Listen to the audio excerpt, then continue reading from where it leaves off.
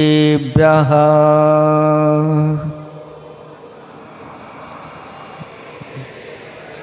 ॐ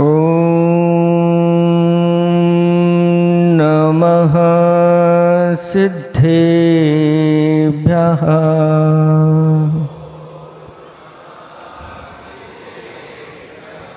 निर्मल जल सामने है जिनका, चंदन से हैं दिव्य वचन। अक्षत सम अक्षत है श्रद्धा, सुमनों सा सुंदर है तन। नैवेद्य चरित्र ज्ञान है दीपक, वसु विधि करते धूप दहन। ध्यान सुफल है अर्घ्य समाधि, मुनिवर तुमको नित नमन। अनर्घ पद को पाने गुरुवर, मेरा अर्घ समर्पित है।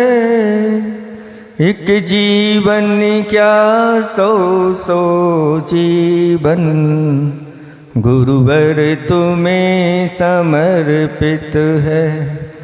ऋषिवर तुम्हें समर्पित है। देवादिदेव 1008 कैवल्य कमलापति आदि ब्रह्मा श्री आदिनाथ भगवान की। देवादिदेव 1008 घाटोल के बड़े बाबा श्री वासुपूज्य भगवान की। देवादिदेव 1008 वर्तमान शासन नायक महावीर भगवान की। परम पूज्य 108 आचार्य पेवर गुरुवर श्री विद्यासागर जी महामुनिराज की। 3 कम 9 करोड़ मुनिराजों की। उत्तम क्षमा धर्म की। परम तपस्वी मुनिवर श्री विमल सागर जी महाराज की। समस्त मुनि संघ की जय हो। धर्म स्नेही बब आत्माओं,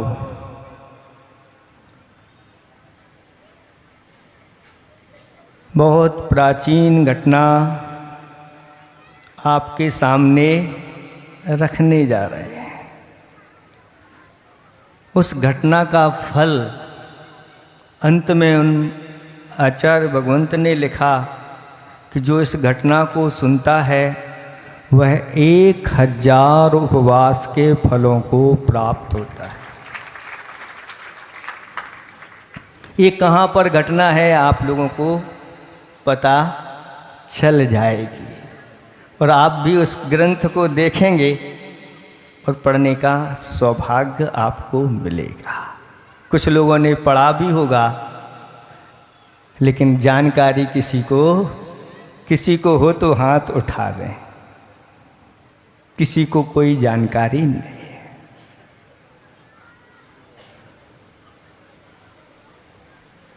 पुरुषोत्तम महापुरुष बलभद्र रामचंद्र जी और उनके लघु भ्राता लक्ष्मण जी और सीता जी तीनों वन विहार करते हुए जा रहे थे। सती सीता महारानी का गला सूखने लगा और कहने लगी कि कंठ बहुत रुंध रहा है, प्यास बहुत तेजी से लगी हुई है, कहीं जल की व्यवस्था हो जाए तो बहुत अच्छा। तो रामचंद्र जी ने सांत्वना दी, अभी अभी व्यवस्था होती है। और वन से थोड़े कहीं किनारे की ओर देखा तो एक ग्राम दिखा, अरुण नाम का ग्राम था। और जाकर के एक घर में आंगन में प्रवेश हो गया और कहा कि प्यास बहुत तेजी से लगी है, जल हो तो पिला दें। तो उस घर में से एक महिला निकलती है और उनको शीतल शीतल जल प्रदान कर देते। तीनों तृप्त हो जाते हैं। इतने में जो उस घर का मालिक था, जिसका नाम कपिल था, वह बहुत क्रोधी था।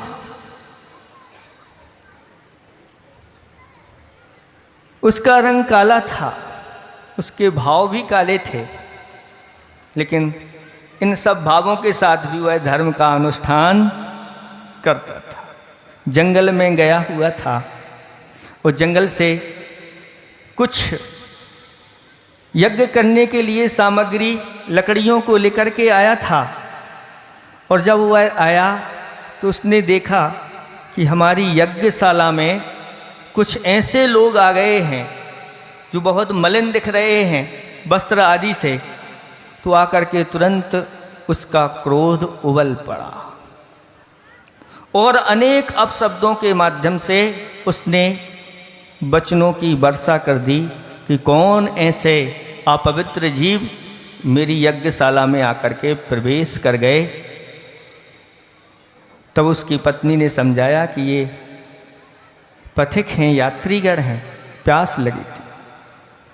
तब भी उसने कुछ भी नहीं सुना, न किसी को समझा। और निरंतर जब इस प्रकार की उसकी वृत्ति को देखा तो लक्ष्मण जी को क्रोध आ गया और उसको पकड़ करके पैर ऊपर किए और सिर नीचे करके और उसको घुमाना प्रारंभ किया। तो दिन में भी उसको तारे नजर आ गए। घबरा गया। लेकिन रामचंद्र जी तो राम थे। अचरसी ने एक हाई को लिखा है, आधी रात को विभीषण आ मिला। राम राम थे। शत्रु पक्ष से भी कोई आ गया तो भी आने दो, उसका स्वागत है। ऐसे ही रामचंद्र जी ने शांत कर दिया। लक्ष्मणा, क्रोध नहीं करते, ये अज्ञानी प्राणी है, इसको क्षमा करो। और यहाँ अपना तिरस्कार होता है, ऐसे स्थान पर अब हमें रहना नहीं, हम तो वन में जाकर के कहीं भी रह लेंगे, लेकिन चलो यहाँ देर मत करो। क्रोध ऐसी अग्नि है, आचार्य भगवंतों ने कहा 4 प्रकार की अग्नि होती है। एक वो अग्नि होती है जो सारे वन को जला देती है। उसको क्या बोलते हैं? जो सारे वन को जला देती है वह दावानल कहलाता है। और जो भोजन को पचा देती है वह जठराग्नल कहलाता है। और जो सागर को सुखा दे उसको बड़वानल कहते हैं। लेकिन जो सुपर को जला दे उसे क्रोधानल कहते हैं, क्रोध रूपी अग्नि कहते हैं। एक अग्नि स्वयं को भी जलाती है और दूसरों को भी जलाती है। ये अंदर चिंगारी के रूप में बैठी रहती है। और अगर निमित्त मिल जाएं तो फिर कहना ही क्या है, भभक करके ऊपर आ जाती है। इसलिए कहा गया कि हमेशा दिमाग में ठंडाई होना चाहिए और जुबान में नरमाई होना चाहिए और आंखों में शर्माई होना चाहिए और हृदय में अगर दया के परिणाम हो तो समझ लेना सब कुछ ठीक है, सब बढ़िया चल रहा है, कोई खतरे का काम नहीं है। और जिनके पास ये चीज़ें नहीं होती वो तो घड़ी घड़ी खतरों को मोल लेते रहते हैं और अनेक आपत्तियों का सामना देखते रहते हैं। तीनों के तीन वहाँ से निकल जाते हैं और निकल करके जैसे ही जंगल में पहुंचते हैं और वर्षा बादल बहुत तेजी से आ जाते हैं, वर्षा होने वाली है, तो एक बट वृक्ष के नीचे तीनों के तीनों जाकर के रुक जाते हैं। विशाल बट वृक्ष था, और जैसे ही उस वृक्ष के नीचे पहुंचते हैं उस बट वृक्ष पर रहने वाला यक्ष, जब इन्होंने इन तीनों का तेज देखा, इन पुण्यात्मा पुरुषों को देखा, वह अपना स्थान छोड़ करके अपने स्वामी के पास पहुंच गया और निवेदन करता है अपने स्वामी से, इंद्र से, जो यक्षों का इंद्र था, महाराज आज मैंने पहली बार ऐसे तेजस्वी पुण्यात्मा पुरुषों को देखा है, उनको देखते ही मैं वहाँ रह नहीं सका और आपके पास आ गया हूँ, आप चलिए मेरे साथ। वह यक्षों का इंद्र जैसे ही उस स्थान पर आता है और उन तीनों को देखता है, अवधि ज्ञान से जान लेता है कि एक यहाँ बलभद्र, नारायण और एक सती सीता है। तुरंत आकर के वह उनको अच्छी तरह से प्रणाम सम्मान आदि सब करते हुए और वहीं पर एक बहुत सुंदर नगरी की रचना कर देता है। ऐसी रचना जैसे अयोध्या नगरी होती है, उसके अनुसार ही एक ऐसी विशाल नगरी वहाँ पर और एक महल तैयार कर देते हैं, और वहाँ पर अच्छा उत्तुंग जिनालय भगवान का, वीतराग भगवान का जिनालय तैयार हो जाता। उस नगरी में वह संकल्प करके जब 4 महीने वर्षा के आ गए हैं, अब यही रुकना है, और जहाँ पर वह राम के लिए वह नगरी की रचना हुई थी, उस नगरी का नाम रख दिया गया रामपुरी। और सारे देवगणों ने वहाँ पर जिस प्रकार से नगर की रचना होती है और रचना कर दी, राजा राम के रूप में वह वहाँ पर 4 महीने अच्छी तरह से भगवान की भक्ति पूजा आराधना करते हुए रहने लगे। एक दिन वही व्यक्ति कपिल, जिसके घर में वह गए थे तीनों, जंगल में हंसिया लेकर के, कुल्हाड़ी लेकर के लकड़ियां लेने के लिए पहुंचता है और देखता है कि ये क्या है। अभी तक तो जब मैं आता था यहाँ जंगल ही जंगल दिखता था, लेकिन ये नगर कहाँ से आ गया? उज्जवल धवल इतने बड़े बड़े उत्तुंग जिनालय और ये महल आदि सब कुछ, क्या ये स्वर्ग से उतरे हैं या कहीं पाताल से निकल करके तो ये नगरी नहीं आ गई? आश्चर्यचकित हो रहा है, क्या करें, कहाँ से आए? तभी वहाँ एक स्त्री दिखती है जो देवी थी, और उस स्त्री से यह पूछता है, हे देवी, ये किसकी नगरी है, क्या है, सब बताओ, मुझे जानकारी दो। तो कहा कि तुम नहीं जानते, ये रामपुरी है, राम की नगरी है। राजा राम यहाँ पर सुखपूर्वक निवास करते हैं, और वह सच्चे जिनेंद्र भगवान के भक्त हैं, और जो भी यहाँ पर आता है उनके पास, और जो सच्चे देवसास गुरु का भक्त होता है, सम्यक दृष्टि होता है, वृत्ति होते हैं, उनके सम्मान में वह कोई कमी नहीं रखते, और भर भर के उनके लिए सभी प्रकार की उत्तमोत्तम वस्तुएं प्रदान करते हैं। ऐसे वह राजा राम हैं। तब उसने सुना और विचार आया कि कहीं अगर मैं ऐसे स्थान पर चला गया तो मैं भी मालामाल हो जाऊंगा। जाने का उपाय पूछा तो कहा कि ऐसे नहीं जा सकते, पहले अपने अंदर सम्यक्त को धारण करो, व्रतों को अंगीकार करो, तभी वहाँ पर प्रवेश हो पाएगा। तब विचार करके वह एक मुनिराज के पास जाता है और मुनिराज से कहता है कि मुझे सम्यक प्रदान करो और व्रतों को दो।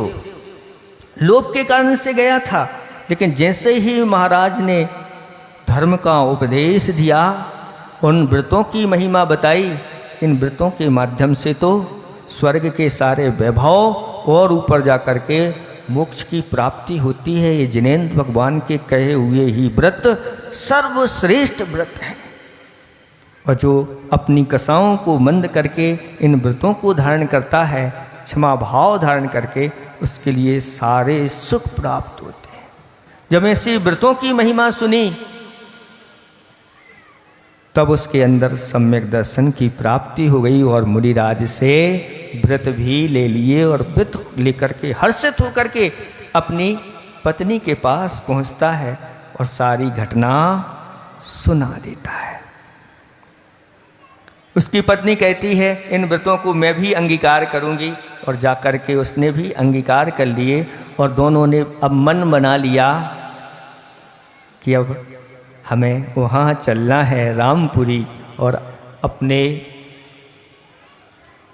पात्रों में अच्छे अच्छे पुष्प लेकर के और उनके पास दोनों पहुँच जाते हैं। जैसे ही प्रवेश करते हैं तो वहाँ पर रक्षक देव खड़े हुए थे। उन्होंने अपना विकराल रूप बनाया, लेकिन उन्होंने अच्छी तरह से ऋणमोकार मंत्र को पढ़ा, अरहत सिद्धेभ्या शब्द कहा, सब शांति हो गई और आगे बढ़ते गए।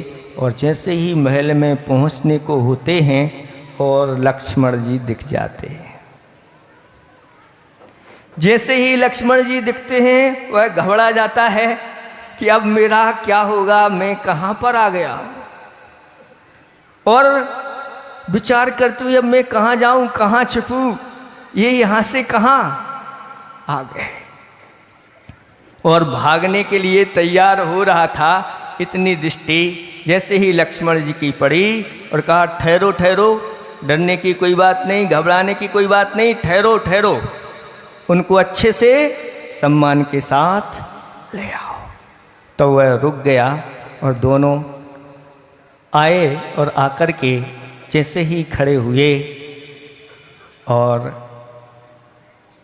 जाकर के उन्होंने पुष्प लेकर के गए थे और पुष्प उनको समर्पित कर दिए और उनकी भूरी भूरी प्रशंसा कर दी। तब रामचंद्र जी कहते हैं कि उस समय हम गए थे तो आपने तो हमारे साथ ऐसा व्यवहार किया था, अब ऐसा व्यवहार क्यों कर रहे हो? तब वह कहता है उस समय मैं अज्ञान से युक्त था, क्रोध से भरा हुआ था, क्रोध रूपी अग्नि मेरे अंदर भरी हुई थी, मैं किसी को कुछ समझता नहीं था। आज मेरा अज्ञान अंधकार दूर हो गया और मेरे घर ऐसे मुनिराज भी आए थे, लेकिन हमने उनको वहाँ से तिरस्कृत करके निकाल दिया और अन्य लोगों के लिए मैंने दान आदि दिया, लेकिन आज मेरी आँखें खुल गई हैं और मैं सच्चे देवसास गुरु का भक्त बन गया हूँ और वृत्ति भी बन करके आपके पास में आया हूँ। जब इस प्रकार की भावना रखी तो राम लक्ष्मण ने, सीता जी ने मिलकर के उन दोनों वृत्तियों का अच्छी तरह से स्वागत सत्कार किया। ऐसा स्वागत सत्कार किया कि दोनों पानी पानी हो गए। ये क्या है? हमने तो इनके साथ अपकार किया और ये बदले में क्या कर रहे? कहा भी है कि मारना है गर किसी को मार दो एहसान से, मारना है गर किसी को मार दो एहसान से, क्या मिलेगा गर किसी को मार दोगे जान से? जान से मारा कभी वापस आता नहीं और एहसान का मारा कभी फिर सिर उठाता नहीं। ऐसे एहसान करके मार दो तो जीवन पर्यंत वह आपका ऋणी हो जाएगा, उस ऋण को कभी चुका नहीं पाएगा। और बहुत सारा उनके लिए धन दिया, वस्त्र आभूषण दिए, अच्छे अच्छे उनको भोजन कराए और भोजन कराने के बाद वह दोनों वापस अपने यहाँ लौटते हैं। तो उस नगर में सबसे बड़े धनाढ़ वही व्यक्ति हो जाता है और सबको वह इस प्रकार के घटना को सुनाता है। तो बहुत सारे लोग इस व्रत को अंगीकार कर लेते हैं, अणुव्रतों को अंगीकार कर लेते हैं। लेकिन ये सब कुछ हो गया था, उसमें मुखिया बन गया था गांव का, लेकिन उसके अंदर एक ही टीस थी कि मैंने ऐसे महान लोगों का अपमान किया है। और अब वह अपमान तो तभी धुल सकता है जब मैं अपने जीवन में संयम को अंगीकार करूं। ऐसी उसके अंदर भावना थी और एक दिन उसने वैराग्य को धारण कर लिया और दिगंबर मुद्रा को धारण करके तपस्या में लीन हो गए। ये बंधुओं, ये उत्तम क्षमा धर्म बहुत बड़ा धर्म है। इसकी साक्षात मूर्ति तो हमारे वितराग भगवान हुआ करते हैं, जिनके पास ये 10 धर्म अंतरंग में समाये रहते हैं। सभी जीवों के प्रति जिनके करुणा भाव बना रहता है, जिनकी प्रवृत्ति से कभी किसी जीव का घात नहीं होता, ऐसे महान उत्तम क्षमा के धारी तो भगवान होते हैं। और उसके बाद फिर नंबर आता है जो जिन्होंने जीवन पर्यंत के लिए 5 पापों का त्याग कर दिया, ऐसे वह 10 धर्म को धारण करने वाले मुनिराज हुआ करते हैं। फिर इसके बाद नंबर आता है किनका? श्रावकों का नंबर आता है।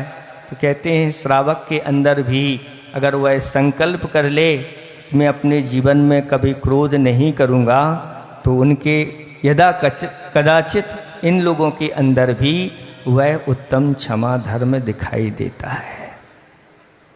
लेकिन अगर क्षमा धारण नहीं कर पाते हो, आचार्य भगवंतों ने कहा, तो कोई बात नहीं, जिन्होंने इस क्षमा को धारण कर लिया है, इनकी इन 10 दिनों में भक्ति पूजा अर्चना कर लो, तुम्हारे अंदर भी एक दिन वह क्षमा धर्म आ जाए। और जो व्रत आदि कहे गए हैं पर्युषण पर्व में, उन व्रतों को जो करने वाला होता है वह एक दिन अवश्य इन 10 धर्मों को प्राप्त करता है। लेकिन कैसे करना? तो उत्तम क्षमा धर्म है, इसको आप लोगों को समझना है। उत्तम सा क्यों रखा? सिर्फ क्षमा धर्म कह देते, क्षमा कह देते। उत्तम क्षमा का अर्थ होता है कि क्रोध के सारे निमित्त मिलने पर भी और अंतरंग में सूरवीरता होते हुए भी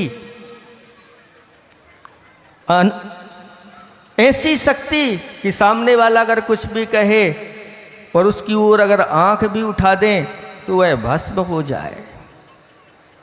फिर भी ऐसी सारी परिस्थितियां मिलने पर भी जिनके अंतरंग में जरा सा भी क्रोध उत्पन्न नहीं होता, ऐसे वह मुनिराजों के अंदर क्षमा धर्म उत्पन्न होता है। बहुत कठिन है कि चारों तरफ से जिनको अग्नि लगा दी गई है और क्षमा भाव धारण कर रहे हैं, अंदर से क्या कह रहे हैं?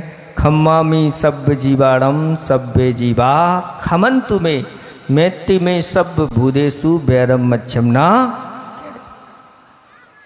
मैं सभी जीवों को क्षमा करता हूं, सभी जीव मुझे क्षमा करें।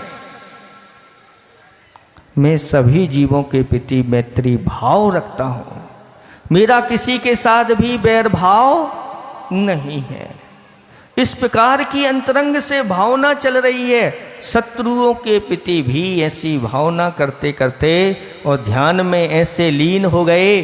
बाहर से उनके अग्नि लगी है, भीतर से ध्यान रूपी अग्नि उन्होंने लगा दी। और ऐसी भावना, भाई शांतो हम पिशांतो हम सो हम, जो भगवान है वही मैं हूँ। और ऐसी भावना करते हुए, शुक्ल ध्यान करते हुए और ऐसे लीन हो गए कि मोह को क्षय करके 12वें गुलस्तान में पहुँचे और केवल ज्ञान की प्राप्ति कर ले। कौन थे वो? गुरु दत्तादि मुनिराज कहाँ से गए हैं? दौड़गिरी से गए हैं। उनकी घटना को आप पढ़ लो, क्या है? ये कहलाती है उत्तम क्षमा। यानी उस क्षमा को धारण करते हुए किसी प्रकार की ख्याति, पूजा, लाभ अपने अंदर नहीं हो और फिर क्षमा कर दिया जाए तो कहना ही क्या है। इसलिए यहाँ के लोग, अभी महाराज कह रहे थे कि ये लोग क्षमावाणी पर्व नहीं मनाते, और क्षमावाणी पर्व तो कम से कम एक बार तो मनाना चाहिए। एक बार नहीं मनाना चाहिए, हमारा ये कहना है। कम से कम 3 बार क्षमावाणी पर्व मनाना चाहिए। कितनी बार? ऐसा क्यों? क्योंकि अगर हमारी किसी के साथ बैर भाव चल रहा है और उस बैर भाव की गांठ 6 महीने से ऊपर अगर निकल गई तो वह अनंतानुबंधी के रूप में परिवर्तित हो जाती है और उसका पतन होकर के मिथ्यात्व गुणस्थान में आ जाता है। इसलिए सबसे हमारा कहना है कि 6 महीने के अंदर ये क्षमा भाव अवश्य हो जाना चाहिए। तो 3 बार पर्यूषण आते हैं, अगर 2 बार आएंगे तो भी नहीं हो पाएगा। इसलिए 3 बार रखा गया है कि इसके अंतराल में 6 महीने के अंदर अंदर ये पर्यूषण पर्व आ जाते हैं। वर्ष में 3 बार आते हैं और 3 बार में अगर आपने क्षमा याचना कर ली तो आपका सम्यक सुरक्षित रह सकता है। ये तो हमने कम से कम बताया है। जैसे मुनिराज प्रतिदिन 3 बार सब जीवों से क्षमा मांगते हैं, वृत्तिगण भी मांगते हैं, और अगर इसमें भी अगर कोई चूक हो जाए तो फिर पक्ष में बड़े रूप से मांगते हैं, और अगर उसमें भी चूक हो जाए तो 4 महीने के अंदर और उससे बड़े रूप में क्षमा याचना होती है। और अगर वो 4 महीने भी निकल गए तो वर्ष में जो दीपावली के दिन पूरे वर्ष की हुई त्रुटियों की क्षमा याचना वह कर लेते हैं, कोई भी बाकी ना रह जाए।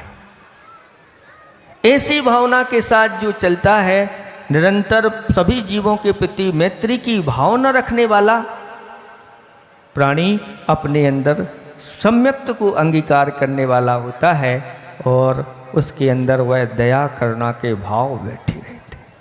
इसलिए उत्तम क्षमा के दिन आप लोगों से हमारा ऐसे ही कहना है। वैसे तो यहाँ के लोग बहुत शांत हैं। अभी तक हम आपको बता दें कि जब से हम यहाँ पर आए हैं कभी भी इनको आपस में लड़ते हुए हमने नहीं देखा। इनके अंदर विशेषता है। भले अलग अपने अपने घर में लड़ते हों वो बात अलग है, घर घर में तो नहीं जा, लेकिन कभी भी जब से हम आए हैं ये बिल्कुल वासुपूज भगवान की इनके ऊपर ऐसी कृपा बरसती है कि देखो उसी का प्रभाव है कि आज पंडाल में कहीं भी जगह नहीं। और ऐसे ही इनके भाव बने रहें। और जितने जो कसाओं को मंद करते हैं, जो कितने अपने अंदर क्षमा भाव धारण करते, उनके लिए आगे जाकर के उतना ही सुख मिलता चला जाता है। घर में भी अगर सास बहू की लड़ाई अभी वर्तमान में हो रही है तो अभी भी ये सुखी नहीं रहेंगे और उसके माध्यम से असाता वेदनी का बंद करेंगे। आगे जाकर के इनके लिए जब वह कर्म उदय में आएगा तो इससे ज़्यादा वह दुख मिलेगा। अगर बहू इस प्रकार से सास से पीड़ित होकर के मर गई और वह देवी बन गई, क्योंकि परिणामों में इस प्रकार की कलुषता के साथ और धर्म भी उसने किया है और देवी बन गई तो अपनी सास को छोड़ने वाली नहीं। और बहू ने अगर सास को परेशान किया तो सास तो धर्मात्मा है ही, और अगर वह उसके परिणाम कलुषित हो गए और भवनत्रक में अगर उत्पन्न हो गई, वह भी देवी बन गई, तो वो भी छोड़ने वाली। आप सुखी नहीं रहोगे, वो पूरे जीवन पर्यंत तुम्हारे लिए परेशान कर सकते। और अगले भाव में भी जहाँ जाओ शास्त्रों को पढ़ो, देवगण ढूंढते रहते हैं मेरा शत्रु कौन है, और जहाँ मिला उसी को वहाँ से उठाया और ऐसे ऐसे स्थान में छोड़ आते हैं नहीं।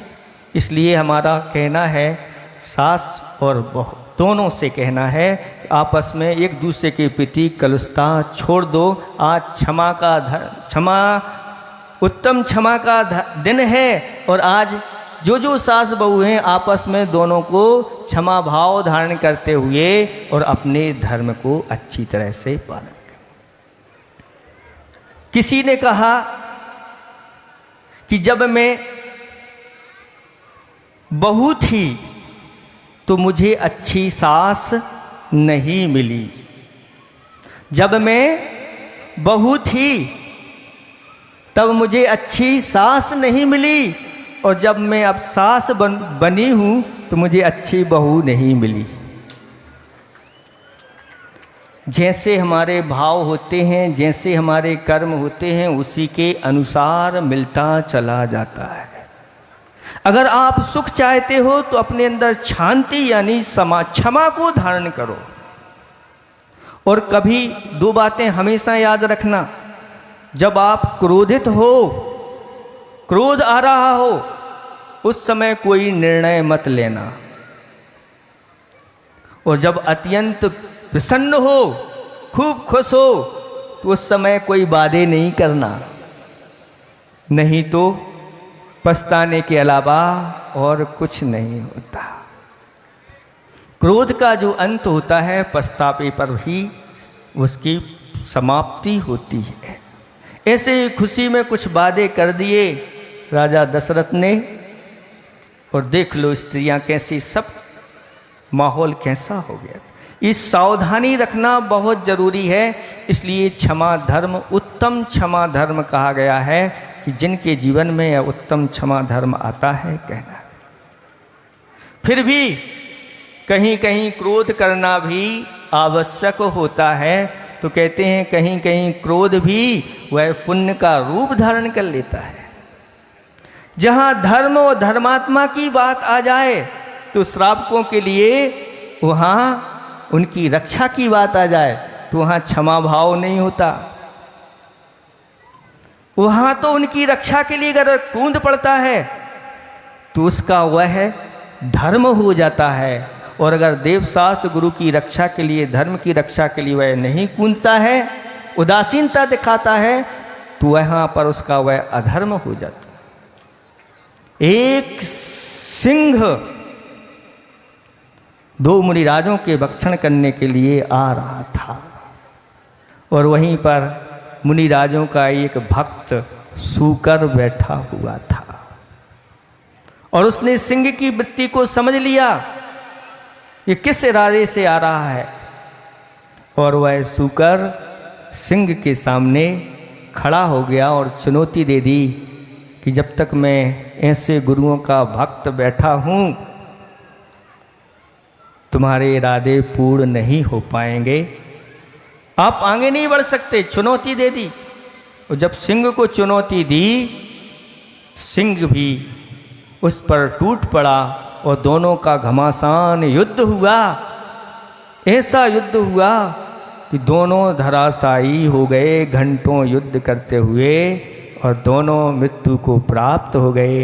एक ने पुण्य का संचय किया, स्वर्ग में जाकर के सूकर देवता बन गया, और एक नरकों की यात्रा जिसने ऐसे इरादे बनाए थे नरकों में पहुंच गया। सुन रहे हैं आप लोग, अच्छी तरह से सुन रहे हो। उत्तम क्षमा का दिन है। आप मुनिराज नहीं हैं, ये तो मुनिराजों के लिए कहा गया है, लेकिन आप लोगों के लिए कहा कि अगर धर्म और धर्मात्मा की रक्षा करते हो तो भी वहाँ पर भी आपका धर्म।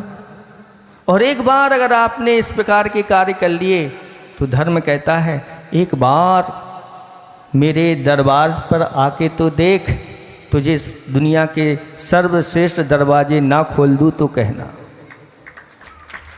एक बार मेरे लिए आंसू बहा के तो देख, तेरे जीवन में आनंद के आंसू ना भर दूं तो कहना।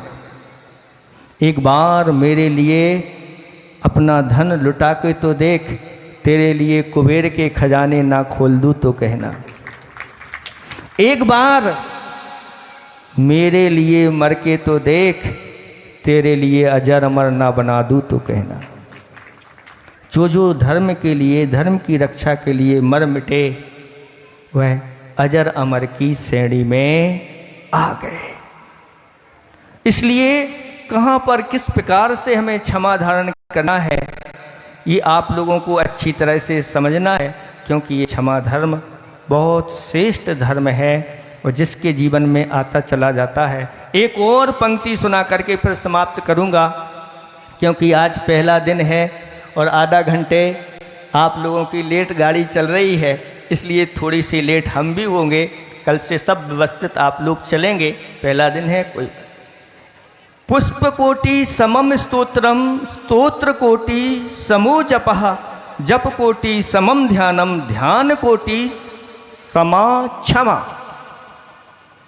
देखो आप लोग है ना, अब भगवान के लिए बहुत सारे सामग्री चढ़ा रहे हैं, तो उसमें कहा कि अपने आराध्य के चरणों में करोड़ों पुष्पों को चढ़ाने से जितना पुण्य मिलता है,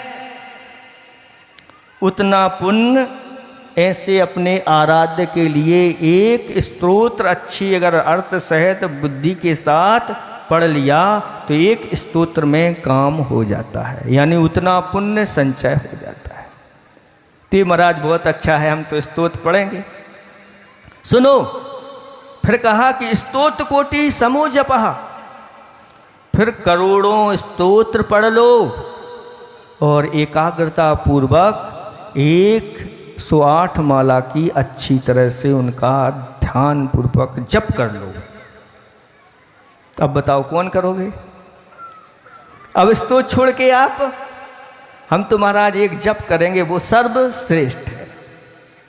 तो सुनो, करोड़ों बार आप जाप कर लो और एक बार सब जाप आदि छोड़ करके और पंच परमेष्टि के ध्यान में लीन हो जाओ। एक बार ऐसी करोड़ों मालाएं फेर लो और एक बार ध्यान कर लो, इतना पुण्य संचय हो जाता है। तो महाराज अब ये सब छोड़ करके हम तो ध्यान करेंगे। ये कह भी रहे थे महाराज सुबह से ध्यान करो, तो हमने ये कहा कि भैया आप लोग रात में चल करके आओगे तो हम कैसे करवाएंगे, लेकिन आज पता चला ये तो सुबह सुबह 5 बजे पूरी प्रवास से फेरी घूम करके आते हैं। तो फिर मन में आया कि भैया अगर ये चाहें तो अगर 5 साढ़े 5 बजे घूम के वहाँ आ जाते हैं तो आधा है, सबसे ज़्यादा बच्चे थे प्रभात फेरी में 300 बच्चे ऐसे कह रहे थे। अब कितना है नहीं, वो आपके कथन पर है, सत्य कि नहीं, लेकिन ऐसे बहुत सारे 200-300 लोग थे और कहते हैं कि अब प्रतिदिन ये बढ़ेंगे। तो हमने कहा अगर 5:30 पर अगर वापस लौट के आ जाओ तो आधा घंटे सुबह सुबह आपको ध्यान भी करा सकते हैं। अगर आप चाहो समय पे आ गए तो हो सकता है, सोच लेना, विचार कर लेना, है ना। तो यहाँ पर बताया जा रहा है कि करोड़ों जप कर लो, एक बार अच्छी तरह से एकाग्र पूर्वक ध्यान कर लो। और ऐसा कहा है कि करोड़ों बार ध्यान कर लो। और ऐसे कोई मान लो क्रोध के निमित्त उत्पन्न हो गए हैं और उस समय एक बार उसको क्षमा कर दो तो उससे भी ज़्यादा कर्म की निजरा और पुण्य का संचय होता चला जाता है। ये क्षमा धर्म की महिमा बताने के लिए आपके सामने कहा गया है। ऐसा नहीं करना कि आप लोग पुष्प चढ़ाना बंद कर दो,